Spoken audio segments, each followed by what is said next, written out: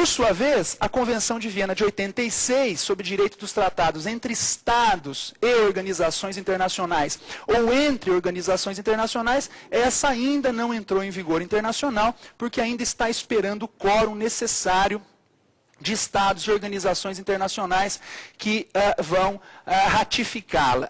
Portanto, essa nem em vigor internacional entrou, mas também podemos entender que ela se aplica como norma até costumeira, bem mais recente, mas como norma costumeira sobre as relações entre Estados e organizações internacionais ou entre duas organizações internacionais. É muito comum, hoje em dia, as próprias organizações internacionais celebrarem acordos entre si. Sempre se discute o tema agora da Organização Internacional do Trabalho e as suas relações com a Organização Mundial do Comércio. É interessante isso, né? A OMC, que vai ser a responsável pela regulação do comércio internacional, tem esse papel importante, mas sempre atrás do comércio tem um trabalhador que fez o produto, tem alguém que lidou naquela matéria-prima até o produto chegar no comércio internacional. Portanto, existe um problema trabalhista por trás das questões comerciais internacionais. Então, a OIT tem tido um papel muito próximo da OMC, no sentido de que, percebendo que determinados produtos veiculados no comércio internacional foram confeccionados ou com mão de obra escrava, ou faltando a padrões trabalhistas mínimos, ou desrespeitando os princípios basilares da própria Organização Internacional do Trabalho, tem sugerido que se coloque nos contratos internacionais de comércio uma cláusula social. E depois as propostas também que conhecemos do chamado selo social, para evitar o dumping, agora com esse viés de cunho trabalhista por trás, o dumping chamado de dumping social. É um exemplo, então, de acordos entre duas organizações internacionais, entre a Organização Internacional do Trabalho e a Organização Mundial do Comércio. Portanto, esse seria um aspecto relacionado à Convenção de Viena de 1986. Bom, existe esse complicador, temos duas convenções de Viena, uma sobre o direito dos tratados entre Estados e uma entre Estados e organizações internacionais, orgs, ou entre orgs, mas existe um facilitador para o nosso estudo. Qual é?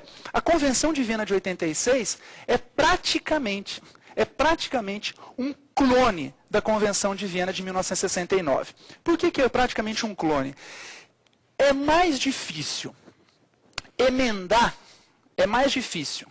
emendar um tratado internacional já existente do que fazer um novo tratado.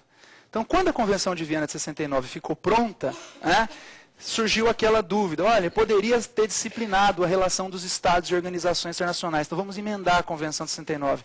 Imaginem se reunirem todos os Estados originários para celebrar uma emenda àquele tratado nos termos do artigo 40 da própria Convenção de Viena de 69.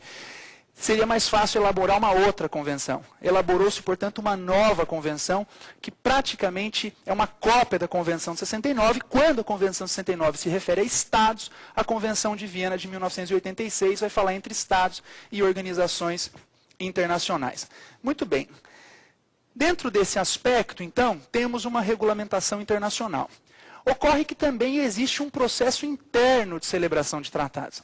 E a aula de hoje não é dedicada ao conceito de tratado, não é dedicada à classificação de tratados, né? Esses temas vocês podem encontrar no nosso curso de Direito Nacional Público.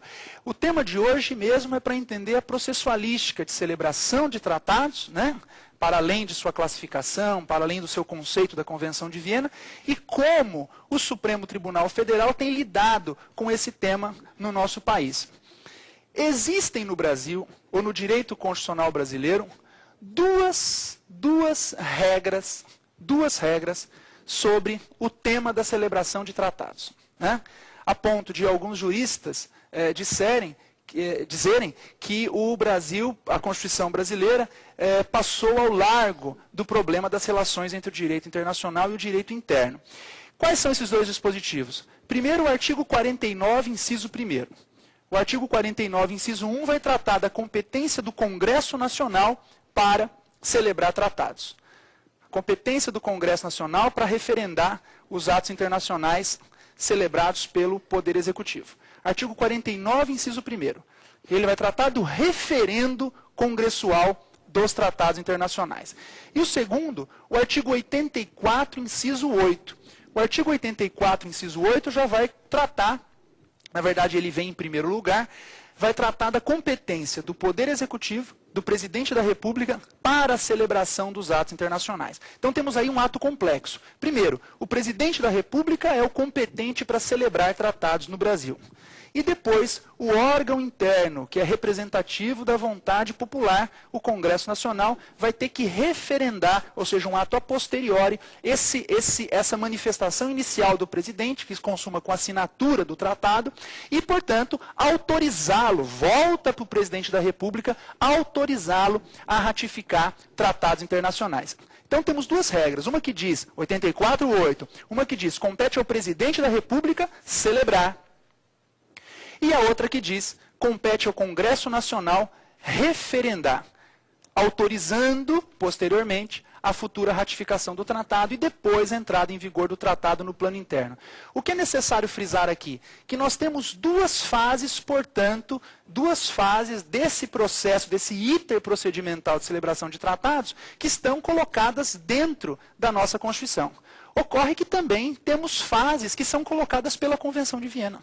Então nós temos que compatibilizar as duas fases da Convenção de Viena, que são basicamente a fase das negociações e assinatura de um lado, e depois a ratificação do tratado de outro, compatibilizar isso com as fases que estão presentes na nossa Constituição, que também diz da competência de celebrar tratados, e depois até relativamente a uma fase suplementar, isso não está claro no texto constitucional, vamos discutir a fase da promulgação e publicação dos tratados internacionais, não obstante a Constituição dizer que o presidente promulga e publica leis. E quando a Constituição quer dizer respeito aos tratados, ela faz expressamente. Isso acaba criando um probleminha para nós, principalmente em relação à jurisprudência. Portanto, unindo o que diz a Convenção de Viena e unindo o que diz a Constituição, nós poderíamos elencar 4 momentos da celebração de tratados. 4 fases. Colocar uma fase 1, 2, 3 e 4. As fases 1 e 3 eu chamaria de fases internacionais. As fases 2 e 4 eu chamaria de fases internas.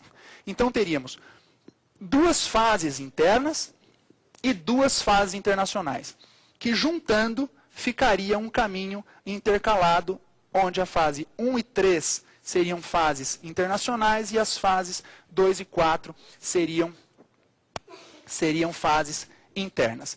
Qual que é a fase 1? Então, 1 e 3 internacionais, 2 e 4 fases internas. Qual seria a primeira fase, o primeiro momento da celebração de um tratado internacional? O primeiro momento são as negociações preliminares, que vai variar se o tratado é multilateral, se o tratado é bilateral, que culmina depois da adoção do texto do tratado, quando se adota o texto, eventualmente numa conferência internacional, que culmina com a assinatura dos instrumentos internacionais. E a Constituição, como eu disse para vocês, disciplina essa fase da assinatura. Não obstante ser uma fase internacional, a Constituição também a regulamenta. Diz o artigo 84, inciso 8, é da competência privativa do presidente da República celebrar tratados, convenções ou atos internacionais, e já manda para a segunda fase, sujeitos ao referendo do Congresso Nacional. É da competência do presidente da República celebrar tratados, e é privativa, convenções ou atos internacionais, sujeitos ao referendo do Congresso Nacional. A primeira pergunta que se diz, a primeira pergunta que fica, diz respeito a essa expressão competência privativa. O que significa competência privativa? Aí voltamos às aulas de direito constitucional tradicionais, essas aulas clássicas. A competência exclusiva é aquela que não existe a possibilidade de delegação. E a competência privativa é aquela em que existe a possibilidade delegatória. Portanto, se a competência do presidente da República para celebrar tratados é privativa, permite a delegação dessa celebração. Isso é muito comum na processualística dos atos internacionais, já mostrava o autor clássico sobre o tema, João Hermes Pereira de Araújo, de que o presidente da República, na maioria das vezes, delega sim a sua competência para celebrar tratados, ou para o ministro das Relações Exteriores, ou para um plenipotenciário acreditado, ou por qualquer um que ele entenda que